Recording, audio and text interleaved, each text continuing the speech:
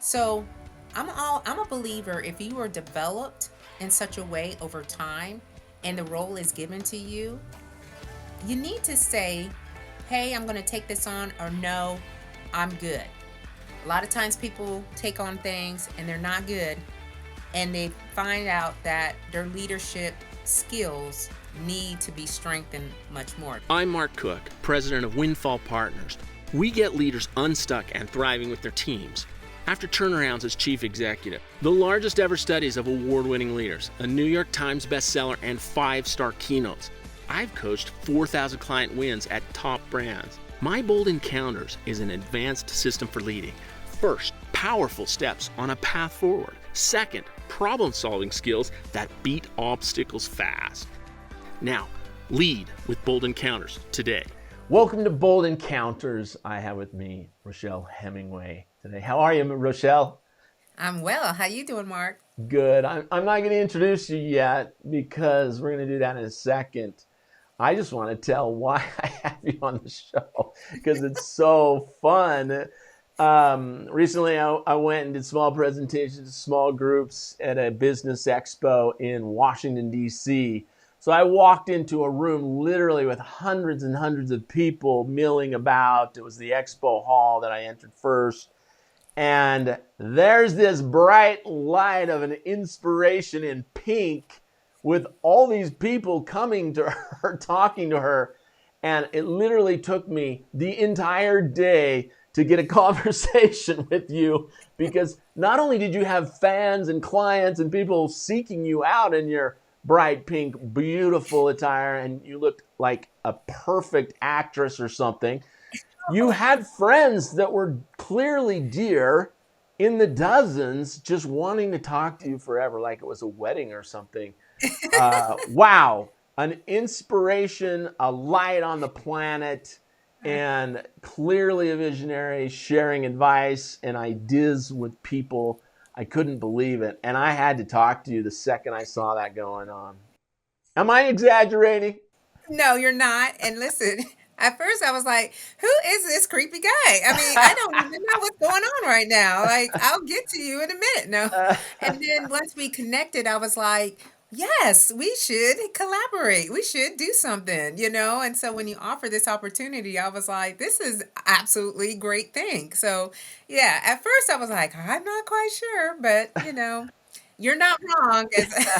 I had two reasons to show up at that. One is the getting the clients and presenting, but also to find guests for this Yeah. show.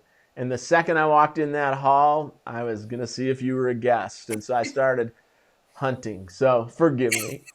No Don't send worries. me to jail. Anyway, before I introduce you fully, though, it's so impressive. I can't wait to introduce the things that you've done. It's really amazing. But tell me, go back before you started your work life Mm. and tell me who you were and how that looked and tell us a little bit about yourself that way before we get to who you are professionally and as an adult. Yeah. Well, I was a young girl, very naive, didn't understand the world at large. I was very protected by my family. I'm the oldest of four children.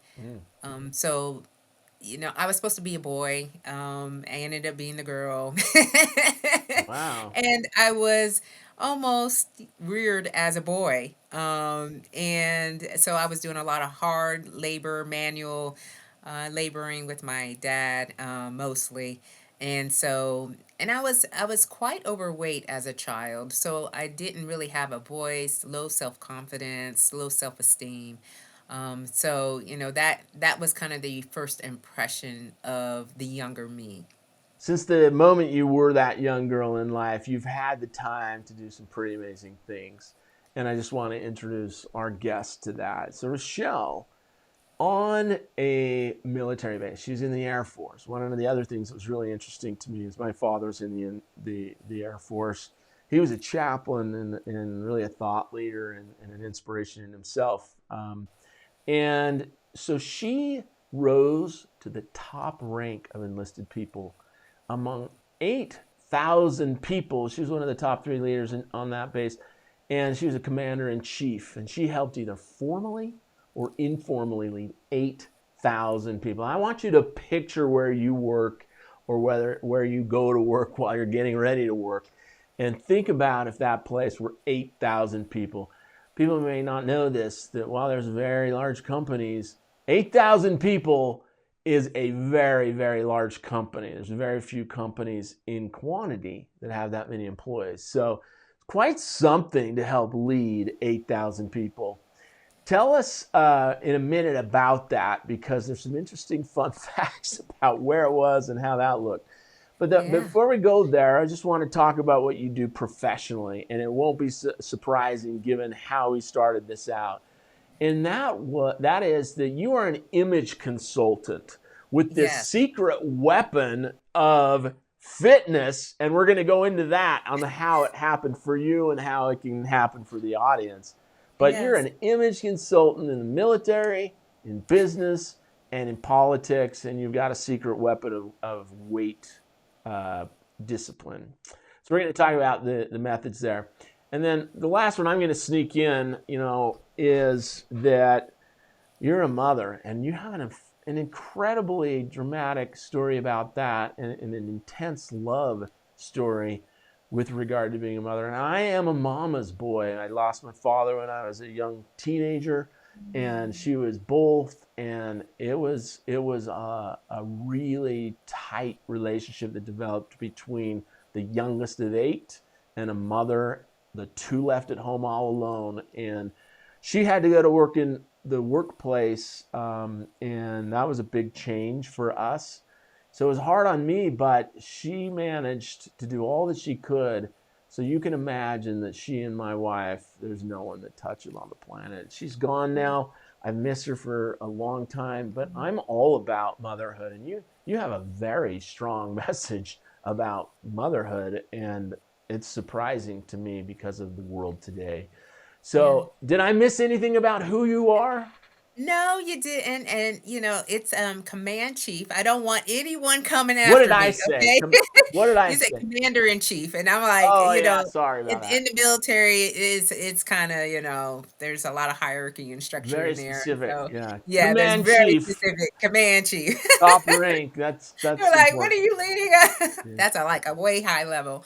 But yeah, you didn't get anything else wrong with that. My So I apologies to the appreciate that. military people, but no apologies to the Look, normal people. Like, that's a serious leadership position. Yeah, yeah. command chief. Yes. So let's start out in as you started to get through your childhood into adulthood. You faced a couple of big, significant challenges. Tell us about these challenges you faced as you were transitioning. Well, transition, I think, from any one thing to another thing can bring about a lot of emotions. And I think when you've done something for a very long time and had to sit back and think about 3 decades of being in a conditioned, conforming environment and not having that anymore, like, who was I without the uniform? I had a lot of pride. There was a lot of structure and discipline within the uniform, and I was very proud to wear it, and have that as part of my lifestyle. But when you take that away, you have to really figure out who you are and what are you going to do in your next chapter. So, months of going back and forth in my head, like, I'm going to be stepping into rooms and no one's going to know anything about military. Like, they're not going to know acronyms. There's no instant credibility anymore. So, how do you redefine that for yourself in the next? And I think a lot of my peers, they struggle a little bit. I think we all struggle at times, even just from transition. But from a military standpoint, it could be very challenging. So I think that was one of the significant challenges that I had, was understanding it is an emotional journey. It is, you're grieving just a little bit about the loss of something that you known and did well and was very successful in. Yeah, tell us. I like your story in the phase, the transition between teenager and getting into the military. You Oh. faced a big hill, no pun intended. But tell us about that. So, I was never the child, if you will, that would go into the military. Now, my dad served in the military for 23 years. And I remember the day that I came back with these enlistment papers and I set them on the dining table. Everybody had the dining table when they were growing up. We used to have formal dinners, everybody would sit there at night, and I put him on the dining table, and they came home from work, and my dad was the first one home, and he's yelling for me upstairs like, what is this, what is going on here? So at the time I had a friend, when we both worked at this restaurant called Mr. Steak, and one day we were just talking about life. And she says, you know what? You lost a lot of weight, because I had lost some weight between my junior year of high school into my senior year of high school. And at the time, I was in my first year of college. And she says, you know what we can do? We can go on the buddy program and we can go into the military. And I was like, what? She says, yeah, you're going to make the weight standards. Like, let's go. So I mean, literally, it was no thought, careless, 18-year-old. And we go in there, and she went into the Army, I went into the Air Force. And so that is kind of where it started, but had no idea that I even could, even perform in that type of environment. But when I understood that I had been trained my life, my dad was training soldiers in his house to become, into this environment where there are a lot of people who just can't, do it, or there's a lot of pressure to perform in that high stress environment. Yeah, I think you publish the weight loss, the two numbers. Do you? Will you tell us those? So yeah, so my highest weight was 200 pounds, and I lost 60 pounds. So I've been able to maintain the weight Wow, for over 30 years. wow, it's amazing. For those of Yeah, us that yo-yo, it's really amazing. So, yeah. way to go. Thank you. So that secret weapon played out in the Air Force too, not just image consulting. Yes, Yeah. it did. So in the Air Force, there is an instruction. Hmm. It's called Air Force Instruction 36 2903. In this instruction, it tells you how to put your uniform together. It tells you how you should show up, the details of your makeup, your hair, your nails, every little thing. Wow. And I would measure myself up against that instruction. Wow. And I did it so well that people would make compliments to me all the time. You look sharp. You are the part. You are the military image. And I was like, you know what? And it got me into doors that I didn't even know even existed, into roles and positions that led me to the top role that I was in before I retired. So when I transitioned out, I was like, you know what?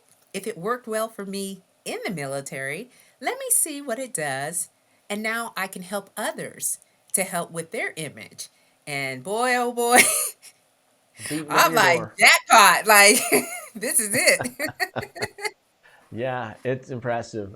You didn't have any wrinkles in your military uniform, and you didn't have any wrinkles the day I met you. That's for sure. No, no, Yeah, no, no, I did yeah. not, Mark. Well, tell me about the military. If that's the next part of your work life, you went into this military and you rose to the ranks. Tell us about that journey, what it took, some of the Oh, challenges, some of the exciting successes, and such. yeah, so I went in as a medical technician. Hmm. And in that role, I started to really realize that what you do can affect somebody's life, like literally. Hmm. So the training, the development that you need to have to take care of another human being. And so it was serious, because you're talking about a loved one. And so I wanted to treat everyone as if they were my mom or if they were my dad, So it taught me a lot in that. But then that was the first 10 years of my career. The second 10 years of my career, I was an independent duty medical technician. And for layman's terms, that means I was the only health professional out in a field. Just think the jungles of Vietnam, which I was there for 3 months, with no running water, and it was bare bones, Wow. kind of living, intense. And if anyone got sick or hurt or injured, I would be the one to perform the medical care for them. So, there was a lot of touch and goes. There were people's lives that were that they were harmed or injured in such a way that I had to sustain life. And I had to do it on my own. I got trained to do that.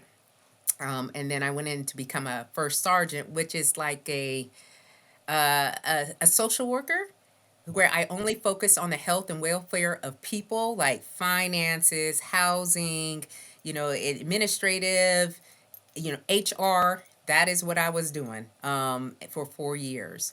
And then I went to Inspector General's team where I inspected programs and policies, had a little checklist with a board, and I would go through all the programs and give them the demerits and everything else of you need to fix this. And then my last role as a command chief was leading at that top level and making sure the mission was executed as directed by the president, of course. So, you know, through this whole journey, I really learned about me.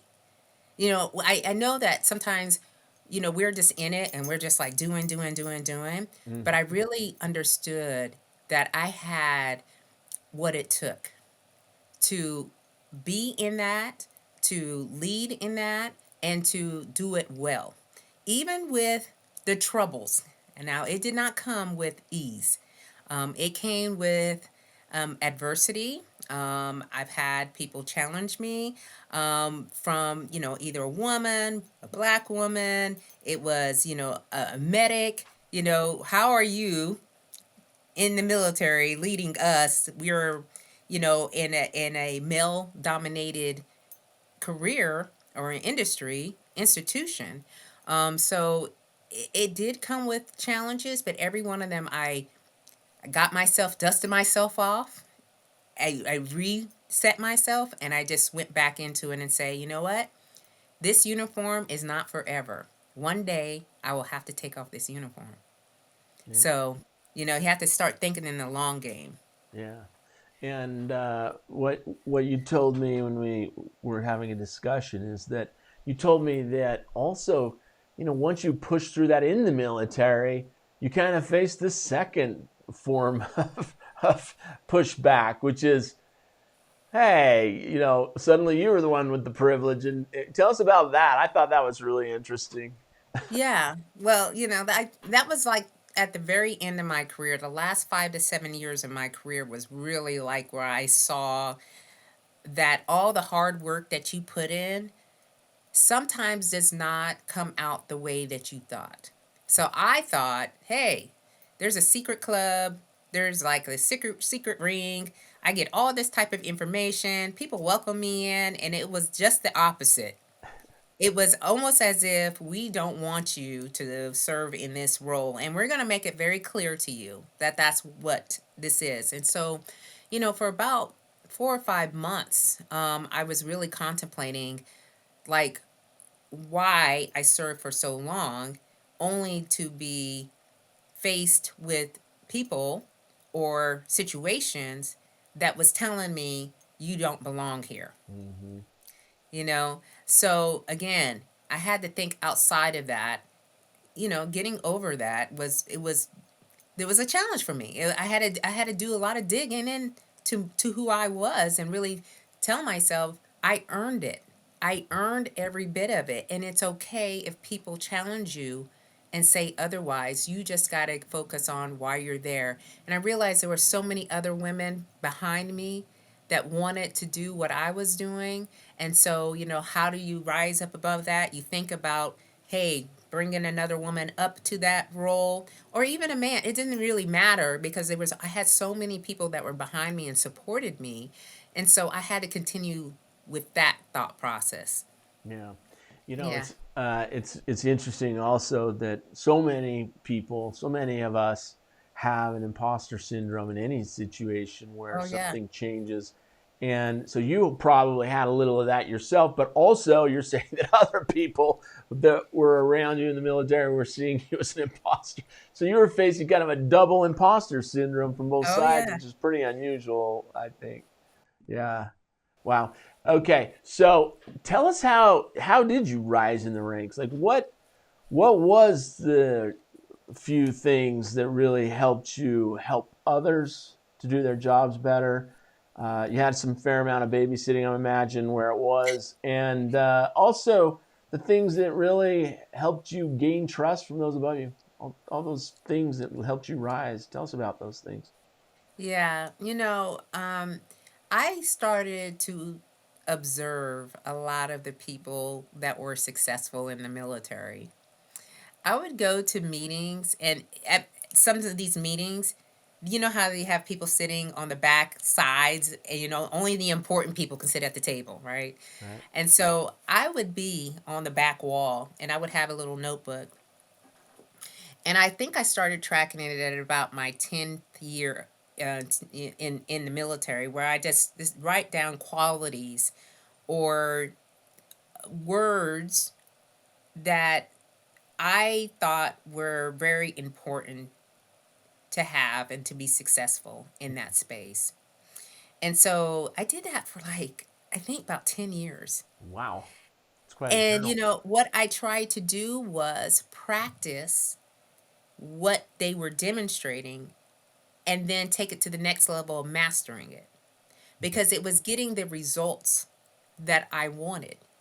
And so, how could I do that? And so, I took a little bit from each person that I admired and respected.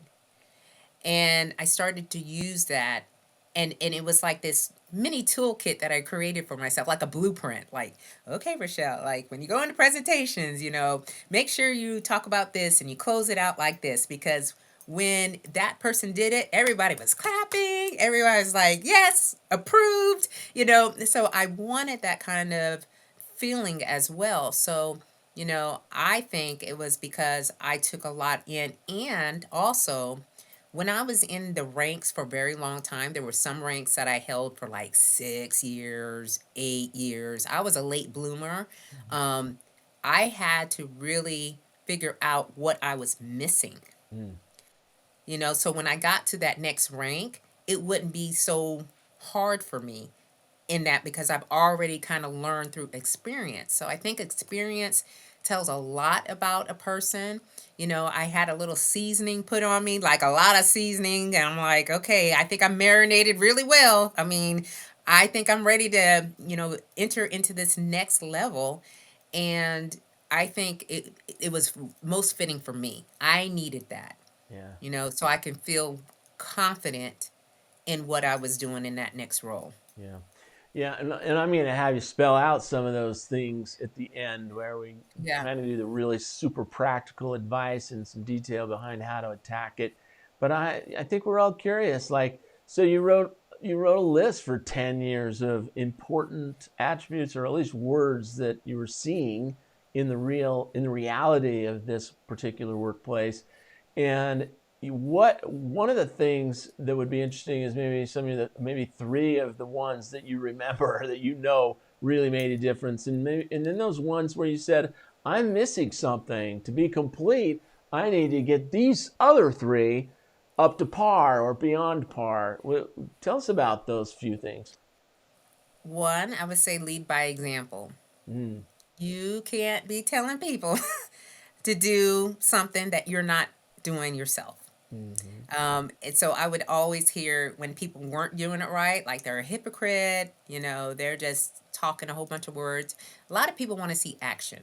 They want to see that you are also in it. And I tell people, like, whatever you're doing, I'm going to be able to do too. I'm not telling you to do anything that I wouldn't do. So that would be one. Secondly, is to speak up and advocate for yourself. There were times where people would not say anything, and in that environment, they would say, "Anybody got something to say?" And people were some were afraid to speak up so they wouldn't say anything. But when a decision is being made, boy, oh boy, they were upset, and I said, well, I need to advocate for myself when it comes time for someone to say, hey, what do you think about this? Yeah, that's a scary moment for a lot of people. You're in a big Oh, group and the leader thinks it's just easy to raise your hand and say something. And it's always the same two people that say something. I'm usually one of those people. I have no fear of that, but most people do.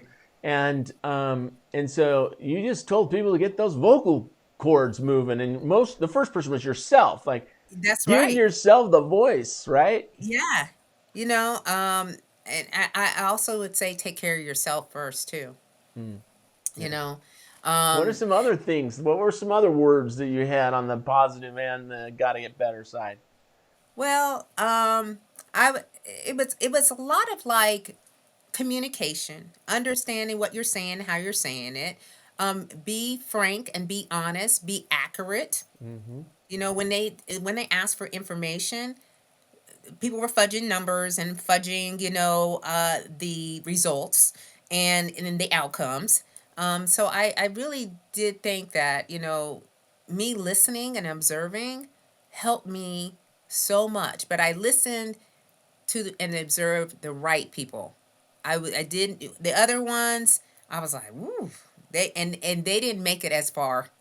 I could say that they didn't make it as far, because it is an art. You have to have a high emotional intelligence, Mm-hmm. um, to really operate in a higher leadership role.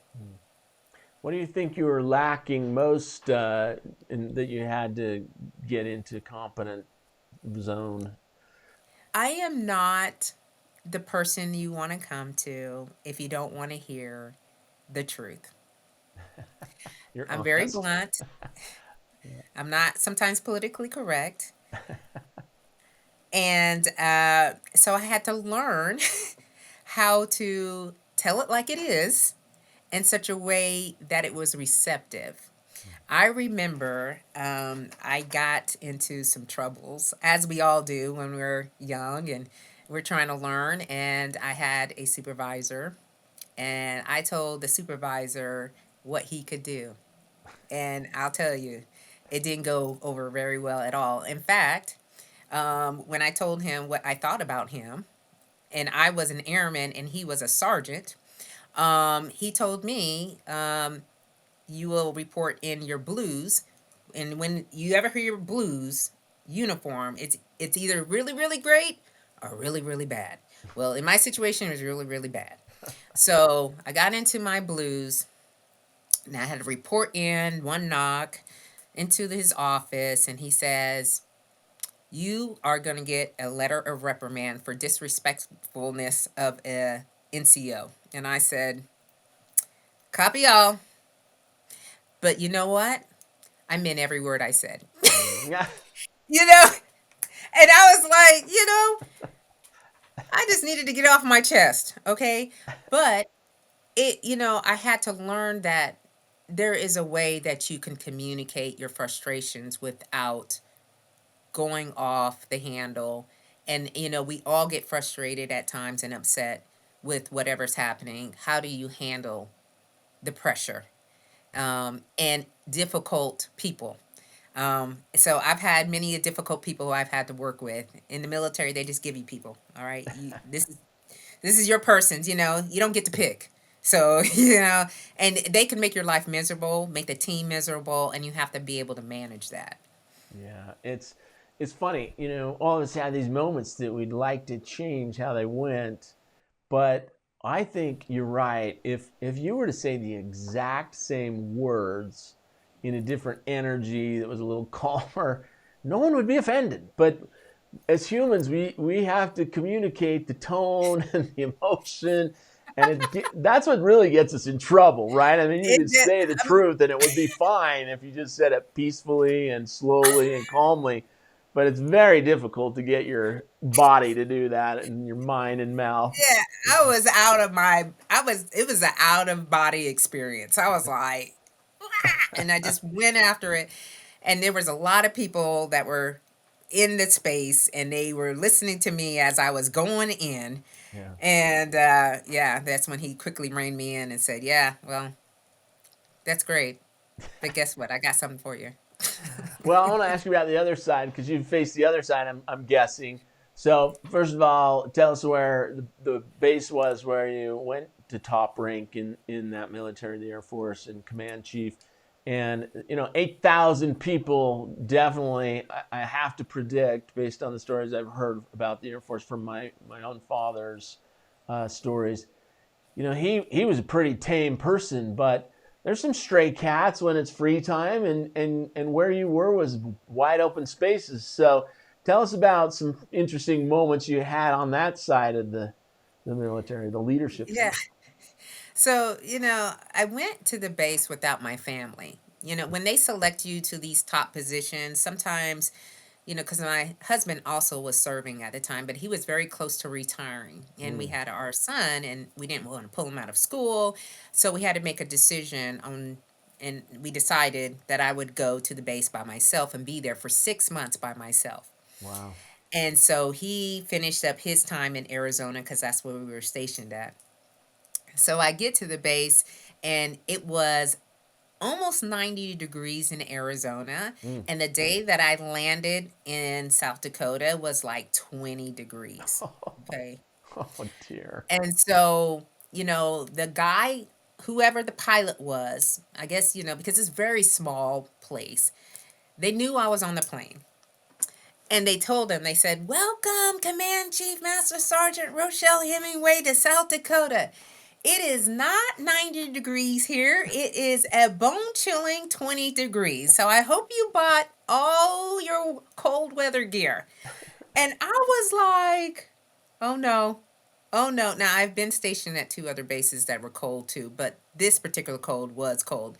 Um, and when I got there, the first 6 months was really about telling people who you are, showing them what you're about, and that takes a lot of time, especially in an environment where you kind of get stuck there, right? Based on your job and what happens on the base. And so I had a lot to I didn't have to prove my performance level, but I did have to get them to know me. I had to connect with them. So it was a lot of boots on the ground. Okay. So I was walking around the base cold and just really trying to understand people and what they do on the base and how they contributed to the mission. So the first year, my family came out the 6 month mark. 6 months after they got there, COVID happened. Mm, So wow. that changed the whole way that I again thought that my tour was going to be. It was, we are in mask, people are getting sick, and how do you lead people through a pandemic? Mm, There was no blueprint, there was no handbook.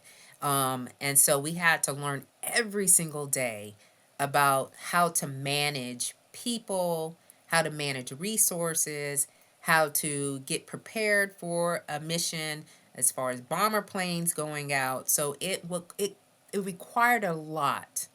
I mm, don't know how I even made it through. wow. I think most of it had to do with my medical background because this was a medical crisis. And so, because I had that, I was able to, I say not deal with it, but I was able to operate in that because I understood what the medical community had to do to keep us safe. Um, so, you look back on these, and I call them opportunities because I had an opportunity to lead differently Yeah. than what I've ever done before in my whole entire life. But it taught me some very valuable lessons again about myself. Taking care of myself was like the priority, um, and also how to deal with being separated from your family. My mom and dad, they were older. How y'all doing? I don't want you getting sick. There's a lot of stressors that come with that on top of whatever else in those types of positions. Yeah, it sounds almost like you were a family of 8,000 jammed in one house during that time. That must have been extraordinarily challenging. I would Yeah. imagine, though, even pre-pandemic, post-pandemic, that 8,000 people, their young lives, and there's a lot of wide open space up there. they probably wandered a bit and you had to do your own disciplining like your leader. Any of those Oh, it was stories a or examples? Yeah, I do. I mean, so the closest city to where we were at, outside of Box Elder. So there's a town called Box Elder, South Dakota. It's very quaint. There's not very many people that live there. Mm-hmm. But 25 miles away was Rapid City. All right. So in between the base, there is nothing in between that base and Rapid City. Um, so, Rapid City is still not as modernized as, some of these other cities are. Chicago, New Um, York, yeah. yeah, no. All right. So word travels quickly when we have airmen who are out there doing things that they should not be doing. So I had, and you can call it fortunate or unfortunate. I had a really great relationship with the sheriff. And so, he would call me That's and so say, smart. hey, um, we just want to talk to you about Airman so and so, Sergeant so and so, and that always it came to a realization that the activities, because it's a very diverse force, but if you don't have activities that they can see themselves in, this is where all the wandering happens. They just find ways to, get into, and I would say, it's a little bit of troubles um, that they probably wouldn't have found if they were in a bigger city where they had access to, everyday living. Yeah. Um, so it was quite the challenge. And then we had a lot of airmen who were depressed, a lot of spouses that were depressed because they're out there with their spouse that's doing the work. What is there for them to do? You In the know? tundra. That- yeah. So unless you're from that particular area, there's not quite a lot to do.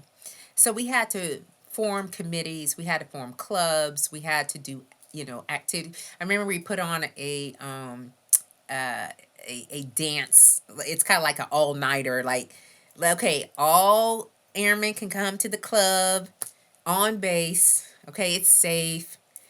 And you get in there, and it's still, like, should we have done that? You know?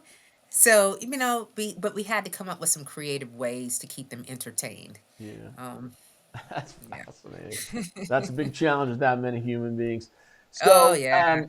before we want to leave this phase and go on to work life and what your recommendations are for other people, also at the end, some super concise, practical do's that are essential. I want to go back a little bit. As you're trying to rise in the ranks, I think this is such a tremendous story. Um, you wanted to have a son. Talk to me Yeah. about your husband and you and the family life situation that you faced and how you got through it. Yeah. So in 2003, my husband and I got married. And, just like everyone else's family, they wanted to know when the grandbabies were coming. And so that was kind of the first spring. And, I told my husband, because I think I was 31, he was 33. I said, you know what? Let's just start a family right away. We're not getting any younger. We need to, do something. And our careers.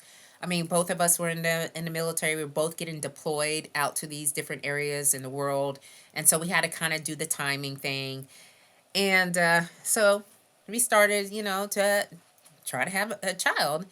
And it just didn't work. And that was for 7 years. Wow. 7 years. And, we got to the point where we decided to do an in vitro fertilization procedure. Took you seven And, years to save up for that. well, I mean, it's so important for, like, we wanted this family so bad because we saw everyone else, having the dream of having the family. And that's what we both wanted. And so my mom flew out because after you have to have the procedure, you have to do some precautions. And so she came out to help. And I remember that Friday, they said, come back to the clinic, we'll take the blood test. And they told us it did not work. The procedure did not work. Mm. Hard. And so, I was devastated. I was absolutely devastated. And I think even as a woman, and leading in the military, I had a lot of pressure on myself. Like, I should be able to do this. I've been able to accomplish so much in my life. Why is this the thing that I cannot do? Um, so, fast forward, and my husband went on this TDY, which they call temporary duty station. And he was there for a few weeks. And during that, he called and said, "Hey, let's go to Cancun." And I said, "Okay." And so he came back. A few days later, we went to Cancun, came back, and 3 months later, I was not feeling well. I used to teach group fitness classes at Gold's Gym in Vegas. I remember teaching a class, and I was teaching step aerobics. Step aerobics was big and huge, years ago. And I was counting people down like 8, 7, 6, on whatever we were doing. And I said, I need to sit down, y'all. I sat on the bench and I said, I just don't feel well.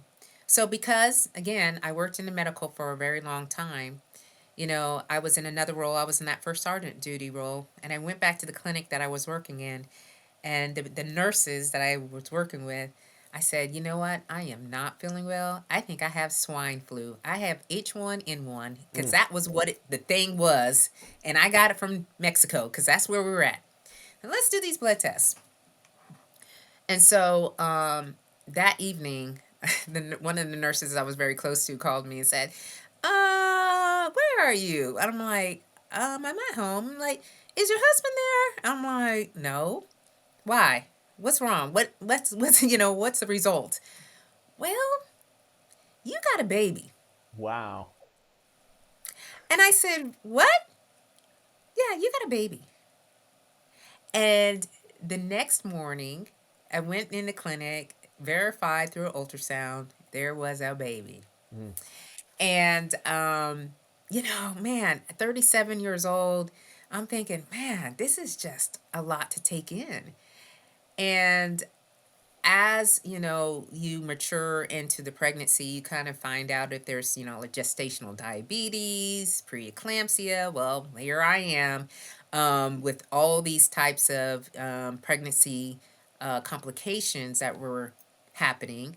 And he was an emergency c-section. I had to go in the next day and have an emergency c-section. And again, my blood pressure was so high that I even told my husband when they were starting to perform the C section that I was not going to make it. I looked dead at him and said, I'm not going to make it. Because that's how I felt. I really felt like my body could not handle it. Um, Wow. but after being in the hospital for a few days on magnesium, which is a drug that they give you to lower your blood pressure down, um, I was like, I can't believe I'm a mom. I can't believe this happened. And it was all through God's timing. Like, I really thought that we couldn't have children, but it wasn't our timing. It was his timing. And we had to be patient. And it happened the way it needs to. Now, he's 15 years old now. So he is fully, grown. He plays basketball. He is a smart young man, honor student, and I am so proud of him. I look at him every day, and I just can't. I just have to pinch myself sometimes. We had him, Yeah. okay. He's like really a gift of life. You chose hardcore to try to get him. So you chose, and then Yeah, it was in the end just a gift. it's a gift. Unbelievable. He is a miracle. And you talk about him just now, and tell us a little bit more. That's a lot of work, a lot of waiting, and a lot of grace. Like, is he the gift you want? Oh yeah, he is definitely the gift of he. So he is a military child. He was born into the lifestyle. Yeah. And that comes with a lot of responsibility early, because you have to learn how to be independent at times. You may not be the first child be taken out of the the daycare center because we were working long hours. You're either one of us could be out for long periods of time. I remember being deployed in Jordan and Syria for 7 months and leaving him. It was the most difficult thing that I've ever had to do because I knew nobody was taking care of him like mama would take care of him. It's, my husband, yeah, he did an amazing job, but, he's mama's boy. And so it was like, mama does it a different way. And so I was very guilty about leaving him. And I mean, in the military, it's not. You don't debate. You don't go back and forth and say, "I'm not going." All right, You and don't. there's, so I had to go. Um, but he was very independent, resilient. He understood, and when I came home, the bond that we created when we reunited was even stronger. And so now in this, after I retired, I get to be basketball mom at night. I don't have to. I get to be basketball mom. That's like the mentality I have to have every single time. I get to take him to practice. I get to be at his games. I get to do all these activities that I didn't have when I was in the military, like fully, like Yeah. the freedom and the flexibility to do it. Yeah. And Yeah. anyone who is in life to view every little action as a parent as a gift is really the right perspective. Actually, I think it's just a fact. It's not an opinion or think. It's you look at the cold hard facts of what's going on and what you're doing. It's a gift to be able to influence another life like that. Yeah. Well, I know that professionally, after you've had a child and you achieved the top rank in your military arm of military, and you're helping lead 8,000 people up there, and you retire and you head into the professional life. And as I introduced you, you do get paid to be a professional image consultant Hmm. for military, but business half and political too. And you are on a new journey. Tell us, is this the current stop? Is it a vision? Do you have a vision for this activity that's big? Tell us where you are and where you're heading. I never saw this for myself. I believe that, the destination never really stops. Um, I am in the ease and flow moment right now. Like, if it feels good and if it sounds good, I'm trying it out. I'm saying yes. And whether or not that leads me to more media, being a talk show host per se on a TV show, or, taking in more women and building my own image consultant firm and Mm-hmm. just to help, have the leaders, women who are wanting and seeking to be in leadership roles, and to really be that leader that they really want for themselves. You know, it's all an open road. Yeah. It's an open road. And I think too that my steps have already been ordered. There's a lot of thought I have done since I retired. When I think about 30 years, many of my peers don't even get to that point because, and not by their hand, it's because, something of significance happened. Maybe it was their health, maybe it was a family decision or whatnot. My husband also doing 30 years. Like, this is big for us because a lot of times, this full career, it could just leave you settled as, oh, I'm done, I'm good, I'm good. Yeah. But I said, no, this is just the beginning.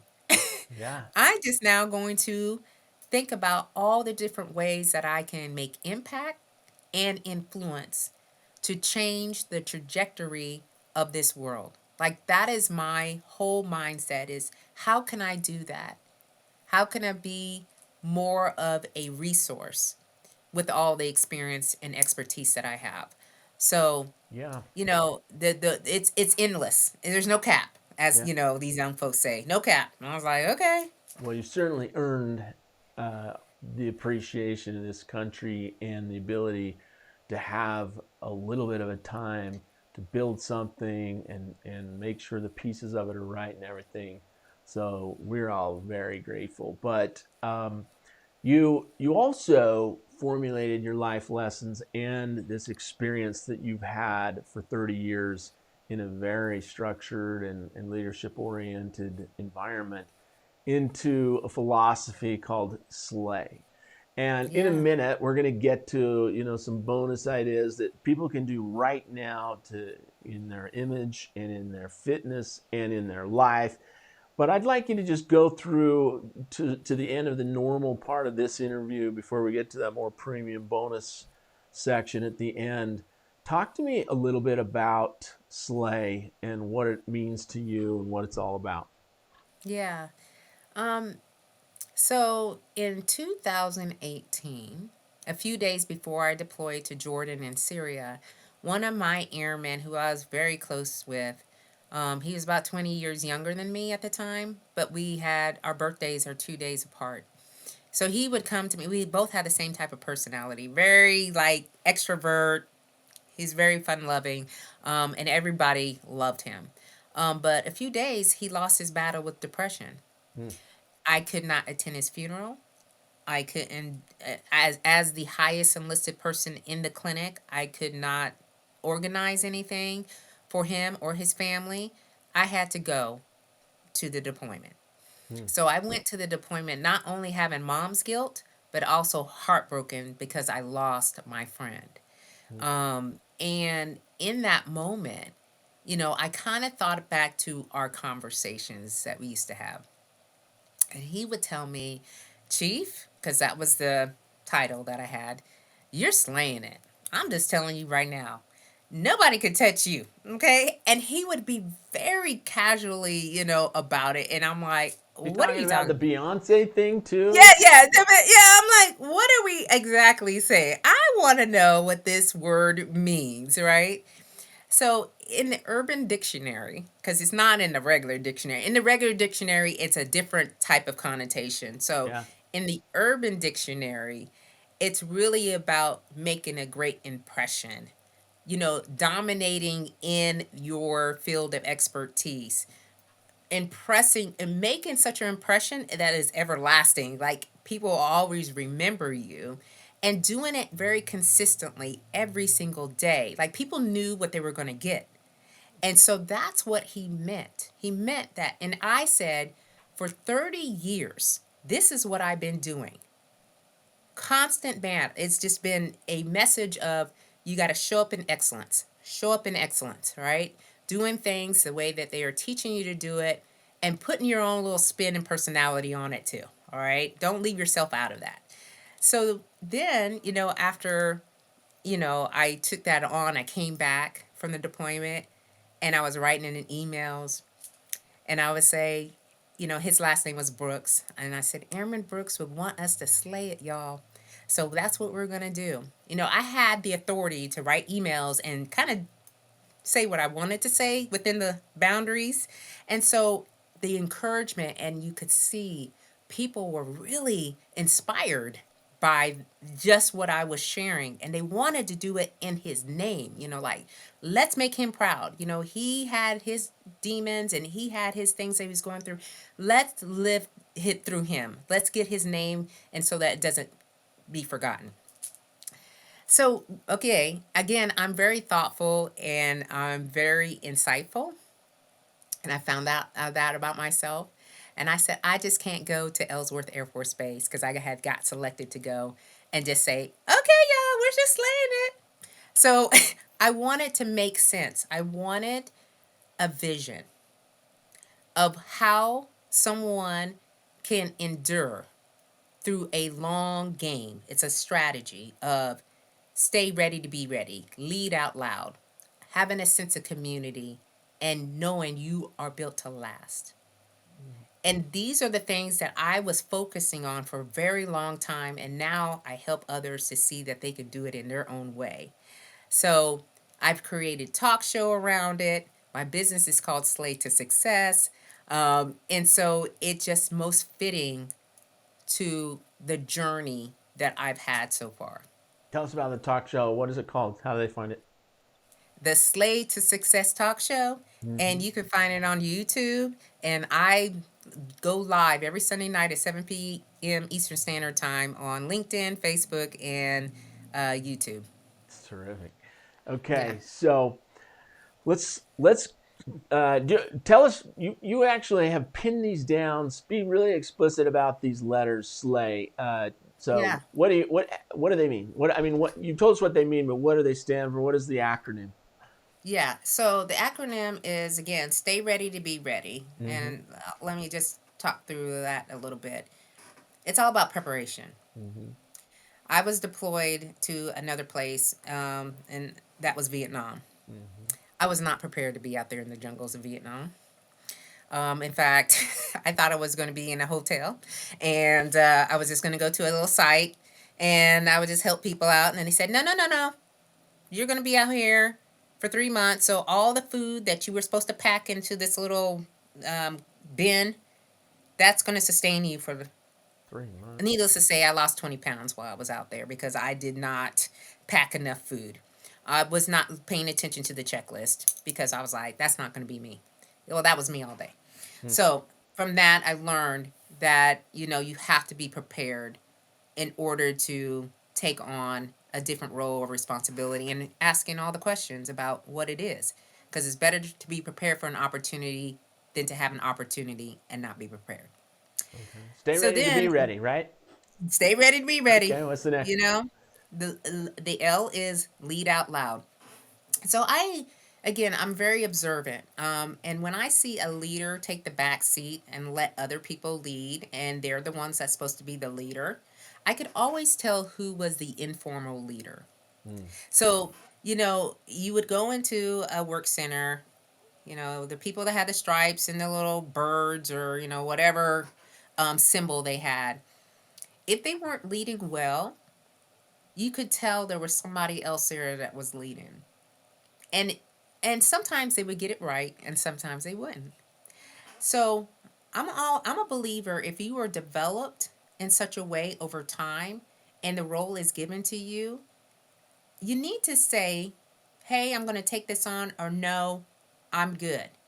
A lot of times people take on things and they're not good, and they find out that their leadership skills need to be strengthened much more. So I always encourage leaders who are getting into a role, when you get there, yes, you're going to make mistakes. Yes, not everybody's going to like you. Yes, there's going to be a lot of unexpected situations coming up. But I want you to stand firm as a leader. Do the right things by people.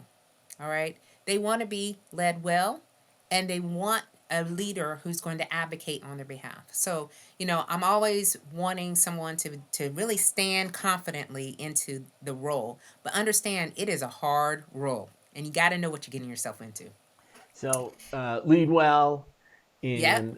and is that the catchphrase for the L? Lead well. Lead well. Okay. Yeah. Stay ready to be ready. Lead well. A. A sense of community. Mm. So it's a community. You can't do anything by yourself. I don't know of anyone who's gotten further in life by themselves.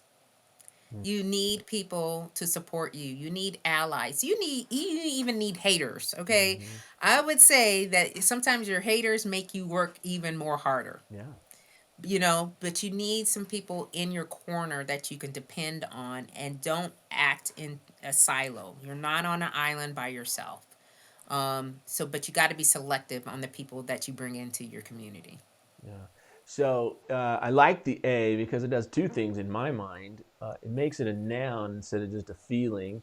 A, Yeah. community. And then I really like the concept of association too. And so the idea of a community where you're bringing a contribution, it's a group of people, it's real.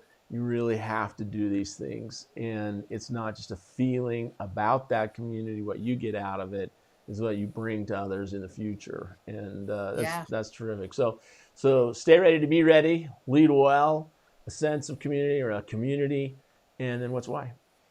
You are built to last. Mm. You know, What does that mean? sometimes we give up too easily. Mm. When things are not going our way, it's easy to say, you know what, forget about it. I'm just not going to do that anymore. And I looked at some of my ranks, and we were talking about that earlier. It took me a long time to make some of those ranks, Yeah. and I just was not ready to take on that next rank. And I had to have the mindset that I just need to keep going. There was a lesson to be learned somewhere. And it'll always pop up. There would be something that I'm like, oh, I didn't know about that. Oh, that's good to know because that might come up again. Right. But it did take this mental, because when I saw everybody else getting promoted and I was not getting promoted, I was like, what am I doing? And you can get a sense of, I'm just going to quit. I almost quit a few times before my 30-year mark because it was somebody or something. Yeah. And you can't give up on somebody because a lot of these somebodies are temporary. Yeah. Okay. And then you can't give up on something because again, those things are variable too. So and you are built to last applies not only to your work life, it applies to your personal life. It applies to a lot of things that we do every day where people just don't see any hope. They don't see the goodness. They don't see the light. So they just want to say that, you know what? I'm good. I'm out. So Yeah. we're much stronger than we think we are. And we're also doing much better than we think we are. Yeah. You are built to last. Certainly, you Yeah. are too. It reminds me of an experience I had. I interviewed a mentor, and I've interviewed the young man who is autistic. And his Mm. specialty was very focused and determined on hitting 3 pointers. And uh, uh, people can go look this up on YouTube if they want. It's pretty old, but I interviewed him more recently than it all happened, and so I got to ask him about the current state of things. And I said, "You were so good at this, and they have you doing a little coaching. And what about your future? What are you up to right now in the present, and what are you looking for?" And he didn't talk a lot about the future, but he did say that he had just run a marathon. And he goes, "I just Mm. ran my first marathon." I said, "How fast did you run it?" Because, I've done that and I'm curious about it. And he said, 3:15. And I said, "That you just went out and ran your first marathon at 3:15?" And he goes, Wow. "Yeah." And I said, "How'd you do that?" And he goes, "I just did research and I found out how you do that Yeah. and I did it." And he just said it so matter of fact, like he just skipped all those mornings, like he didn't want to get out of bed because he was a normal person, or he got tempted by food because he was a normal person. He just skipped all of these things that were so emotional that get in our way. And he Yeah. just said, "Well, it wasn't a big deal. I just like made a plan, and every morning I just did what I was supposed to." Yeah. He didn't even contemplate that someone would skip a day or a step That's because he right. just didn't have those feelings. And sometimes we do get in our own way and we think, "Oh, I don't feel like I could do something." And, everyone's got such a similar set of genetics to that kid. And anyone can go make a plan and run a marathon. It has nothing to do with the biology and the physiology. Nothing. It really has to do with just what you said in the beginning of this interview, which is all about your mind. And, Yeah. Yeah. well, I love that acronym. It's a terrific set of advice. I want to add a little bonus few minutes at the end here, and I want to have you give us your 3 to 5 most potent, practical. What should one do to lead a thriving life? Well, yeah, we were talking about this earlier, and I was really thinking about like from a practical sense. So one of the things that I specialize in is creating personal brands. And I think in this world, we live in a digital age right now, regardless of what people say or how they feel about it. And one of the things I think is most important is to see what people are saying about you. Mm-hmm. So I challenge, my clients or anyone I work with to Google themselves. You do it today. I challenge anyone to go Google yourself and see what comes up. Now, I've done presentations before where I've challenged some people, and it was not a good outcome. Yeah. You know, and even someone says, you know what, they have this article when I was a young kid and I got arrested. It's still showing up. Yeah. And I'm like, what? So you never know, and really ask your friends and to describe who you are Yeah. and write those qualities down. Now, if they're amazing, which I probably think they are, those are your superpowers. Those are your strengths, and you need to leverage them even more. And then there'll probably be a line to who you are today, not who you were 10, 15 years ago. So I would say first, do an audit. Do an audit of you, okay, in the digital space. Hmm. All right. Um, the other one I would say is to really show up with presence. And what I mean by this is you don't get a second time. You don't get a do over when you meet someone for the first time. Whether or not you're going into business or to a career or even meeting the next door neighbor, you don't get the second time. So, how do you show up? How is your attitude? Check your attitude. Maybe you had a bad day. Maybe you just need to readjust it. Maybe you should not engage, right? But I also think that it's important that it doesn't matter which platform you're on. You can be on Zoom, you can be on in person. How do you want for people to think about you, Mm. right? So I would say, like, if you're on the Zoom, I dressed up for you, Mark. Okay, I Yeah. just have you know that. Now I've been dressed up all day. Yeah. Okay, Yeah. but I know that part of what I've been able to get and the success that I have achieved is because I took the time to think about how I wanted to present myself from head to toe. Yeah. All right. So I think that it's important to own the space that you're in. So eye contact, your posture, how you're intentionally styling yourself. And then I think the last one is to reclaim that one thing that gives you power. Mm. All right. Maybe it's prayer. Maybe it's journaling. Maybe it's a morning walk. Maybe it's playing your favorite playlist. Um, Find what centers you and commit to it. So when I say, hey, and I work out every day, I work out every day because it's the one thing that connects me to power. And I think a lot of people want to be connected to power.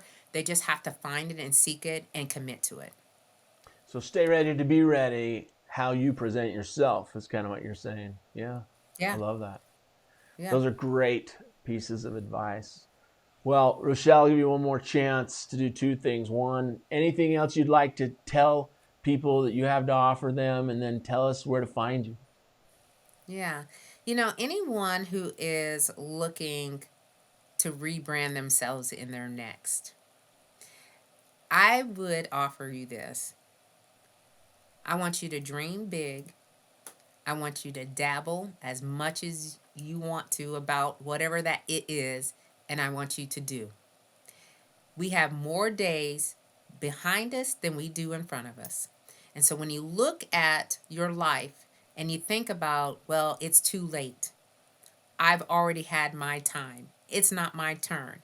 Those are the things that are going to hold you back and from the people that you were meant to inspire and to lead. I understand that I don't have a uniform anymore. I don't have the instant credibility by that, but I do have the power within me. And I decided that I wanted to shed a lot of the ways that I was doing my life, and I wanted to lean into authenticity.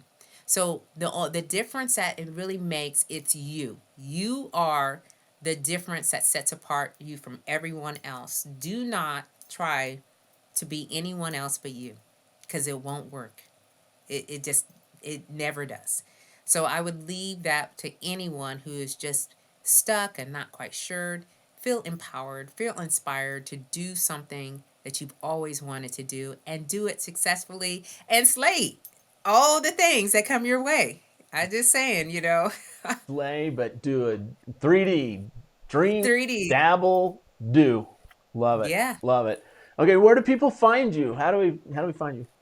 So you can go to www.slaytosuccess.com. That's SLAYTOSUCCESS.com. I'm on LinkedIn every day. So if you're in LinkedIn land, you can find me there. I have a YouTube channel at Rochelle Hemingway. I am on IG, Instagram at the Slay Boss Lady. So you can find me there. And also, you can email me if you like at info@slaytosuccess.com. Rochelle Hemingway. Terrific last name, by the way. Oh, I just want to thank you. I just want to thank you for living what you just said. I walked into a big room across this continent of several hundred people, and you were ready. You were ready.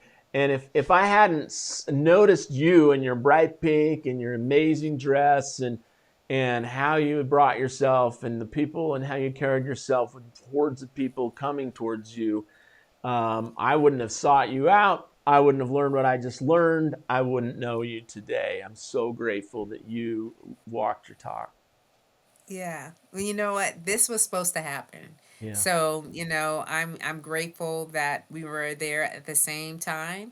Mm-hmm. And a lot of times we question, or think why, but there's a reason, and I'm excited about our collaboration, whatever that is, whatever that looks like. And I've gained a new friend in a different place, but we're always available here on the virtual space. Appreciate you. Thanks. Yeah, you're welcome. Thank you for joining us to get leaders unstuck and thriving with their teams. You've heard a little bit about the power of bold encounters and leadership. Watch on, go to full episodes with the iconic expert interviews at markspencercook.com/podcast. And please subscribe. My site takes you directly to YouTube video and podcast versions. Please make comments, share this with your friends. Also, reach out to us to just brainstorm your priorities, challenges, events, or how bold encounters might help. Visit windfallpartners.com, click the Let's Talk button without obligation, and reach out. I look forward to speaking. Thank you for joining us. Now, let's lead with bold encounters today.